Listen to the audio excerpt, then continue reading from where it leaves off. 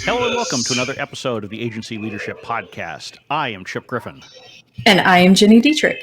And if you are watching this, you know that we've done this one in video. If you are not, it's because you're listening in audio or because I totally screwed up the video, because this is a first time ever, and we're not doing something chintzy like a Zoom recording. We're going all out. So if you're watching this, you should be seeing lower thirds and fancy graphics and all sorts of things that I can screw up. It's fancy. I feel like I'm on some CNN broadcast or something. It's nice. Our audience is slightly smaller than CNN's. Slightly. Maybe. Particularly these days. I think a lot more people are watching the news these days. But Fair. In any case.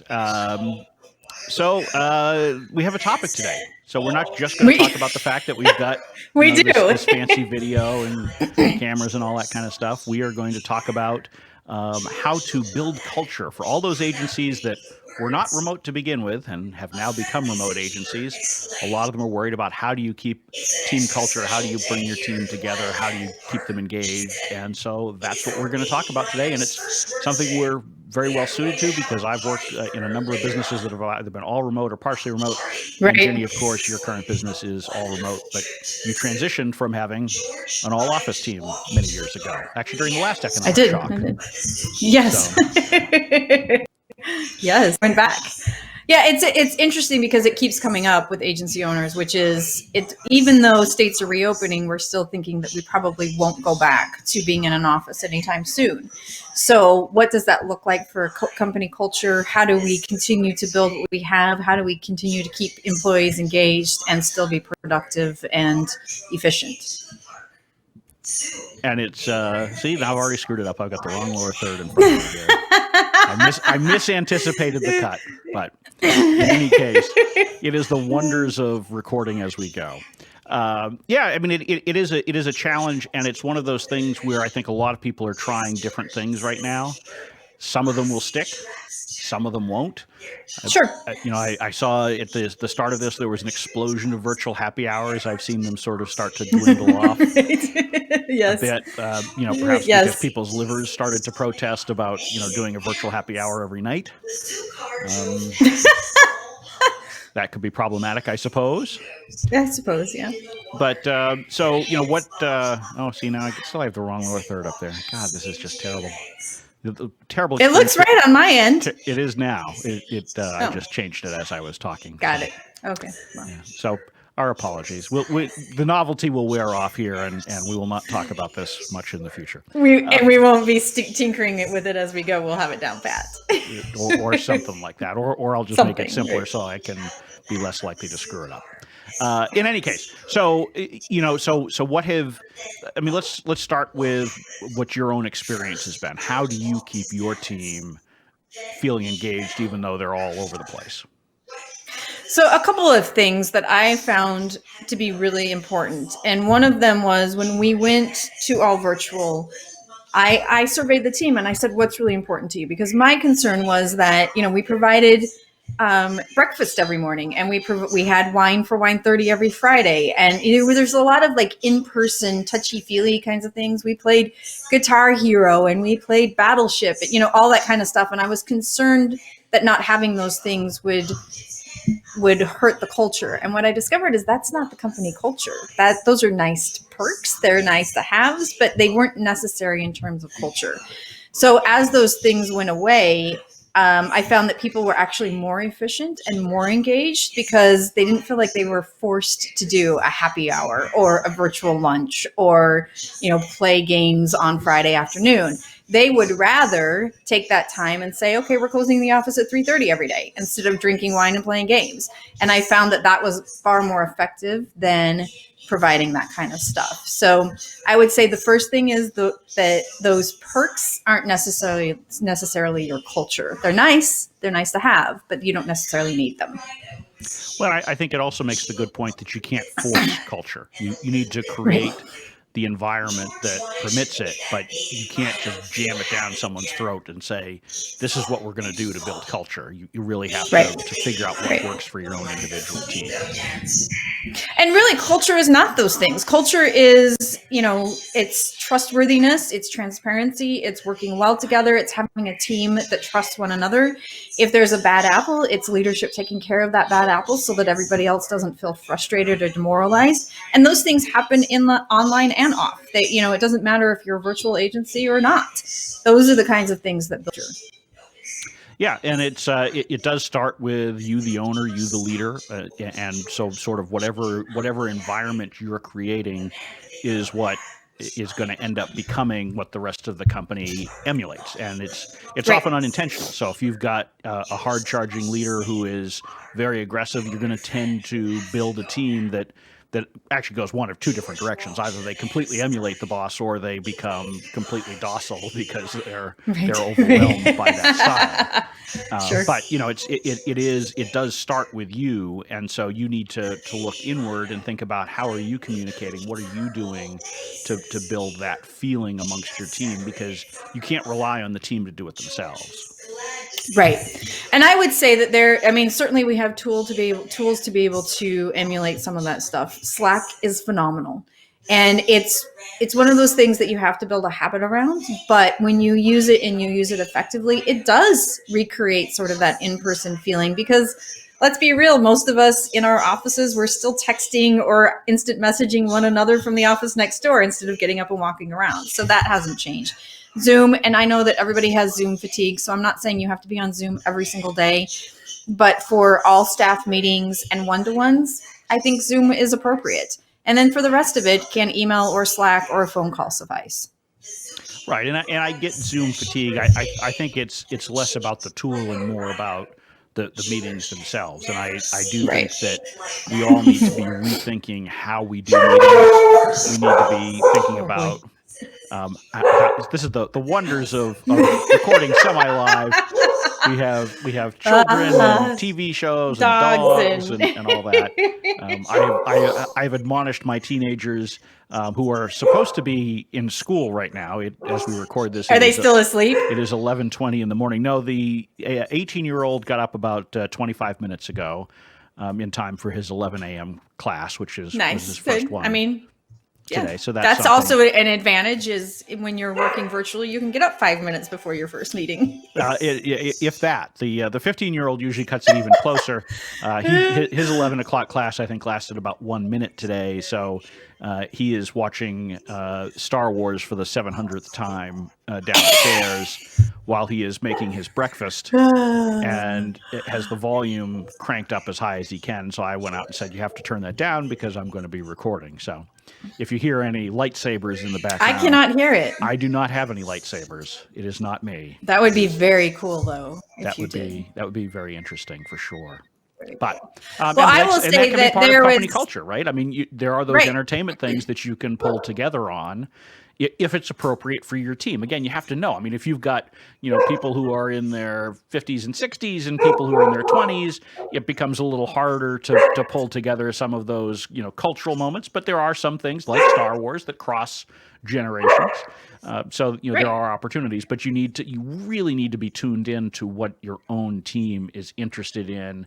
You have to focus on communications first. We harp on that over and over again on this show, but you really do. And particularly when you've just gone remote, if you're used to having that water cooler conversation, it's better to err on the side of over communicating in small chunks. You don't need to do 2-hour Zoom calls. That is what people are sick of. 2-hour Zoom calls just don't work. You can't just replicate in-person events, whether they're internal meetings or external events, and just say, okay, we're just going to move it and just start using video. No, that doesn't work. You got to rethink it and how you're going about it. But communicate. Yep. And I would also say, there was a conversation that happened with some agency owner friends, and there was a group of us, and one of them said, we've been having Zoom meetings 3 times a day since this all started. And we all went, 3 times a day? What?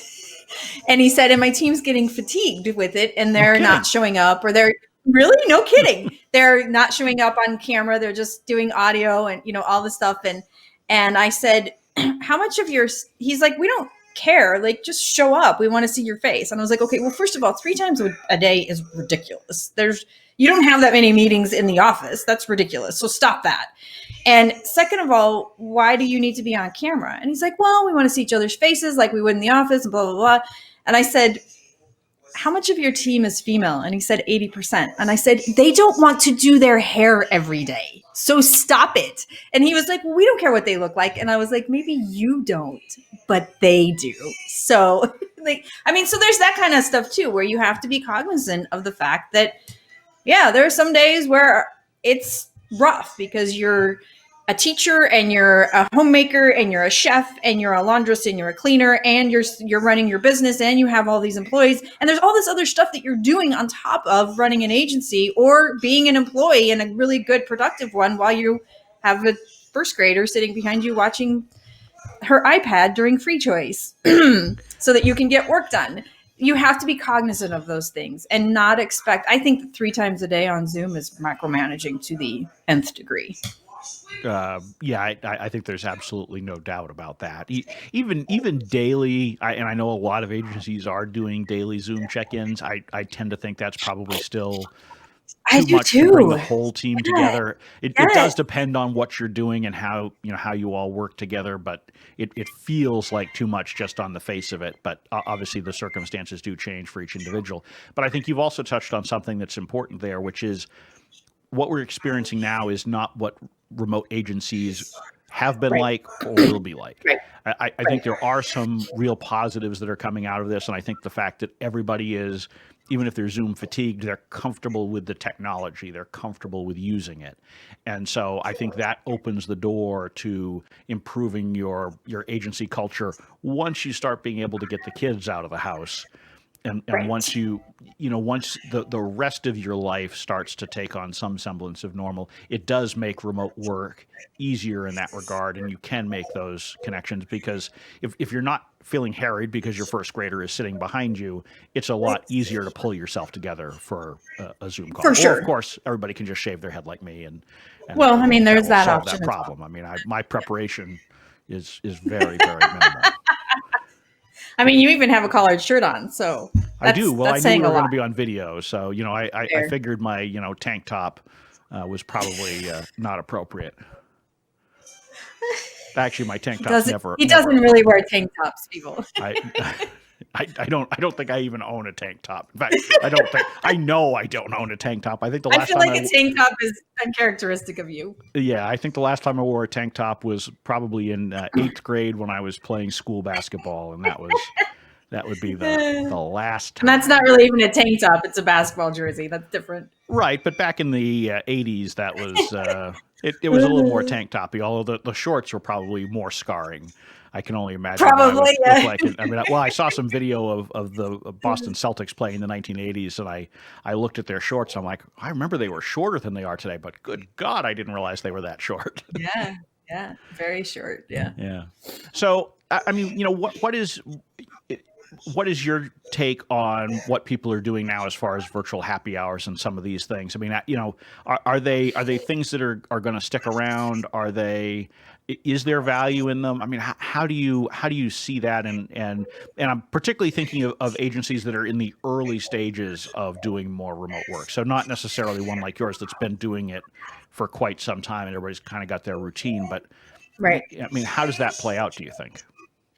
I mean, I think it depends. I think it depends on your culture, and I think it depends on the people on your team. To be honest, I have a client who, they're so nice. They invite me to their happy hour every Friday, and I'm like, I would rather shoot myself in the head than come to your happy hour and play games with you guys. That's like, I'm like my team. Give me that hour and a half back in my day, and I'll go like get other work done or ride my bike or something. But so I think it just depends. What games do they play? They play like charades or Pictionary. Yeah, see, I don't like doing those things in real life, let alone let alone on I don't want to do it on Zoom with So I think it depends, and they love it. and they have a young team. Most of them are 28 and younger, and they love it. So that's fine. Just don't invite me because I don't. But I think it depends. I think it depends on your team, what your team culture is like, and whether or not that's enjoyable for them. My team was like, please don't make us do that. Trust me, I won't. Right. Well, in fairness, you did show up for a virtual happy hour that I hosted early on in this, and then I sort of but that was one time because there were so many of them. I said, well, maybe other people will fill this void instead of me.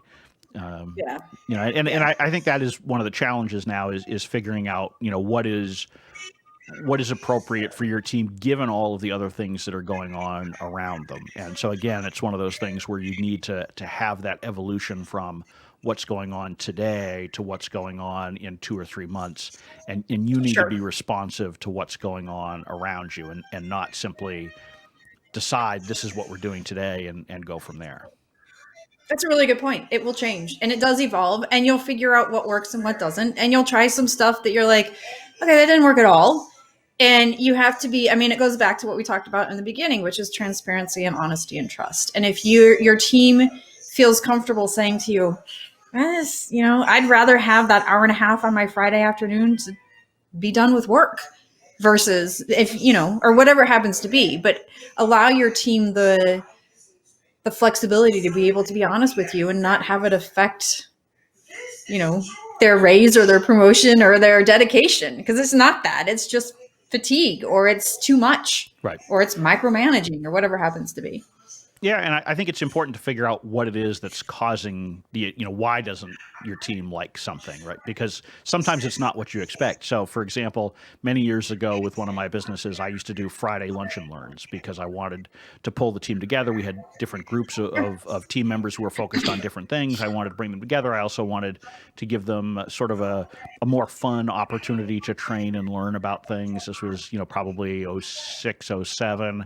Blogs, podcasts are starting to come out. And it was important for everybody to kind of start to understand them a bit. And the team really just kept, grousing about it. And I was trying to figure out what it was. What it turned out was they couldn't all agree on what food they wanted to order. And so because you had some people who wanted pizza and some who wanted sandwiches and some who wanted some kind of ethnic food. And so it fell apart because everybody who, on the day we got pizza, because I sort of anticipated that this might be a problem. So I had a rotation for the different kinds of things we would do, or have different teams pick each week. But the problem was when it was pizza, all of the people who didn't like pizza resented it. When it was, sandwiches and you can't freaking win. Right. No. So what we did was we switched it over to being sort of a late afternoon happy hour, because then everybody could drink whatever they wanted to drink. And so, the people who liked beer brought that, the people who liked wine brought that, the people who liked cider brought, whatever. And so everybody was happy again. So it wasn't the concept of bringing the team together that they didn't like. It was the food. Obviously, in a remote environment, you don't have the food. But, understanding, is it the timing? Is it the length? Is it the format? What is it that's not pulling your team together? Because the more you can dig at that, the more you can come up with an effective solution. Because the solution shouldn't be just throw your arms up and say, okay, I give up. You need to find a manageable solution that works for you and your team. Right.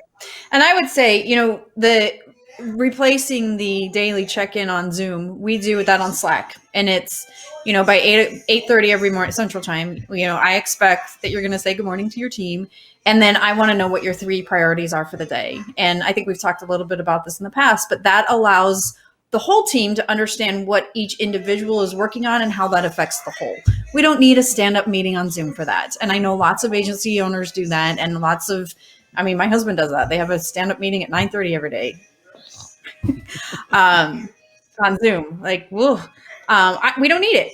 And if there's something that I see that's alarming, or there's crossover, or somebody's doing something they shouldn't, I just, send a direct message, or I pick up the phone really quickly and I say, hey, I noticed this, let's do this, or let's mix that. It just gives you a quick and easy, but it's not you have to show up for a meeting every single day. And I think part of that too is something that you need to be thinking about is, now certainly there are needs for, meetings, but it's a weekly staff meeting, or it's a weekly or a monthly all team meeting, or whatever happens to be, but it's not every single day. Right. And I think it's really important to avoid the urge to micromanage. And it is, as everybody's transitioning to a remote workplace, I guess actually not transitioning now. I mean, we've been doing it for 2 months. So we have transitioned to being a remote workforce, like it or not. There is, I think, for a lot of people who are used to managing staff in the office, that urge to really be looking over someone's shoulder virtually in a way that's even more significant than what they were doing in the office. And that doesn't make any sense. Now is not the time to be sending the message to your team that you don't trust them. You need to, the part of setting a good culture is starting from the standpoint that management trusts employees, employees trust management. If you build that, then a lot of the other elements around it come together much more easily. Yeah, and you'll have engaged employees, and you'll have an engaged team, and they'll have conversation together, and you'll notice, like, you'll get to be part of the water cooler talk because it's happening on Slack instead of outside your office where you're not supposed to come out and say hi because they're all congregating and they haven't invited you, or whatever happens to be. But you can be privy to those conversations now and participate, and you will find that they become really engaged because they need that human interaction too. They just don't necessarily need the perks or the Zoom chats or whatever it happens to be, but give them the opportunity to figure out what works for you and for them. And the last thing I'll say on this is that you may have already discovered this, but if not, you will find that productivity skyrockets. And especially when schools reopen and we can get everybody out of the house, you'll see productivity go to another level. And it's because you're trusting them to do their jobs. You're focused not on butts and seats during certain hours of the day, but on results. And you're giving them the flexibility to be able to do both family and work.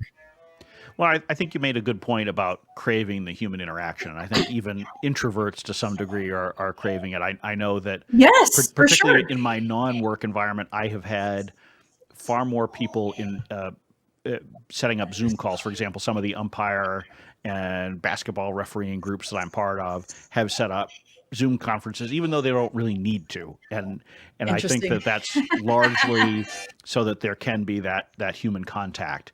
And so it has surprised me because they're generally, in fact, one of the folks invited me to a Zoom meeting, and I said, you even know what Zoom is? Because in his day job, he would have no reason to be using Zoom. There's absolutely no reason to do it. So he had heard about Zoom. He learned how to use it simply to pull together a group of umpires for a meeting. That was entirely unnecessary because we have no baseball here in New Hampshire. And while the travel ball teams think they may be playing in June, I'm skeptical. No. Yeah. Although I did see baseball. There was a youth baseball tournament in, I think, Kansas City just a few days ago. They brought together 50 teams from around the region to play. And they did? They did. And it will be an interesting test to see how it turns out. They did social distancing to the extent that you can, but there were a lot of people quoted in the newspaper article that I saw that said, yeah, we sort of kind of did social distancing, but, not really. And it is. Look, it just in normal human behavior makes it difficult to do social distancing. Right. Yes. So, your expectations have to be reasonable. I've seen a lot of videos online recently, where people who are honest to God appearing to try to do their best, you see them sort of creep closer and closer together. But that goes to that human contact that you were talking about. And even if it's this human contact across a lens, that's something. And so, people are taking it however they can get it right now.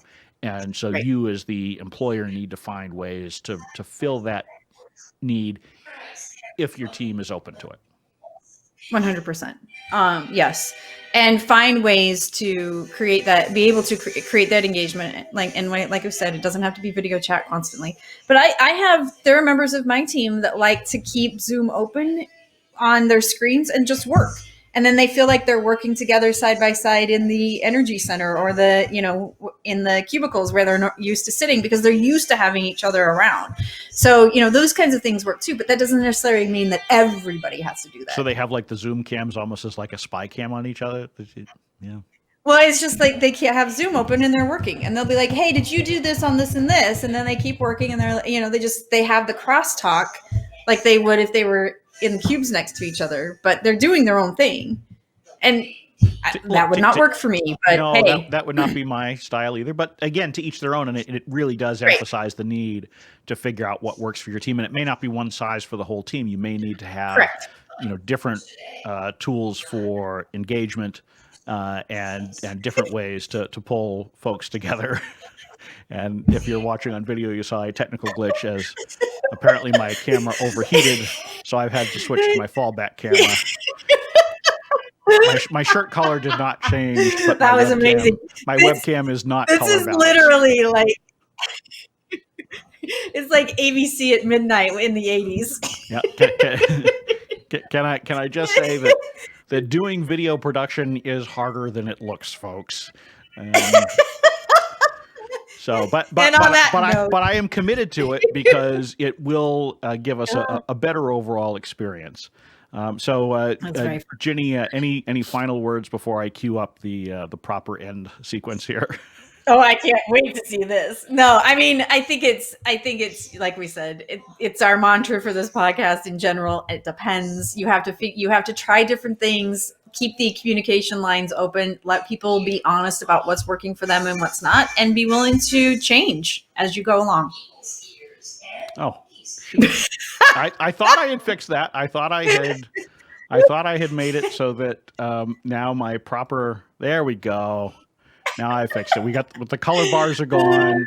This is not the end of the, for those of you youngins out there, it used to be with broadcast TV that at the end of the broadcast night, because stations were not 24 hours back in the day. Right. At like 2 o'clock in the morning, it would go to color bars and sit that way until they reopened for business a few hours later. So that's what you've been seeing if you've been watching this on video, at least in my box. But now it's fixed. And so with that, we're going to draw this semi-successful first endeavor to a close. If you're hearing this, then the recording at least worked, and that's something. So I'm Chip Griffin. I'm Gini Dietrich. And it depends.